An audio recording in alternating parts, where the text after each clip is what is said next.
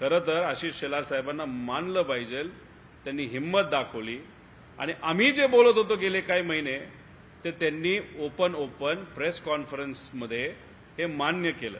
आणि काल आशिष शेलार साहेबांनी मान्य केल्यानंतर आज इलेक्शन कमिशनच्या अधिकाऱ्यांनी सुद्धा तेच मान्य केलं.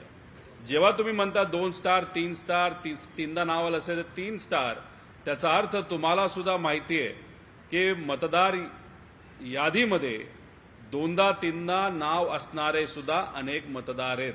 पण ते अनेक म्हणजे किती, तर लाखो मतदार आहेत. खरं तर मला इलेक्शन कमिशनला या प्रेस कॉन्फरन्सच्या माध्यमातून विचारायचे की जर तुम्हाला माहिती झालंय की आता चला 2-3 स्टार आपल्याला लावावं लागेल लोकांच्या समोर, तर मग 2 स्टार असणारे किती लोक, 3 स्टार असणारे किती लोक, 4 स्टार असणारे किती लोक, यांची यादी पुढच्या काही दिवसांमध्ये तुम्ही जाहीर करणार आहात का?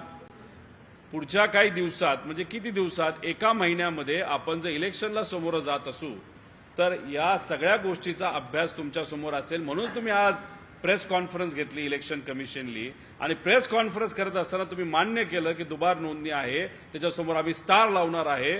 तर माझं आव्हान आहे इलेक्शन कमिशनला, पुढच्या 2-3 दिवसामध्ये किती स्टारवाले किती लोक आहेत एवढी तरी यादी तिथं जाहीर तुम्ही करा.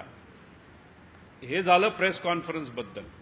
खरं तर आमची इच्छा होती की अनेक लोकांनी अनेक पुराव्या दिल्यानंतर यादीमध्ये चुका आहेत, घोळ आहे, दुबार नोंदणी आहे, तर स्वच्छ यादी घेऊन लोकशाही आणि संविधान टिकवण्यासाठी स्वच्छ यादी घेऊन आपण स्वच्छ इलेक्शन तिथे घेतले असते तर जास्त योग्य आणि उचित ठरलं असतं.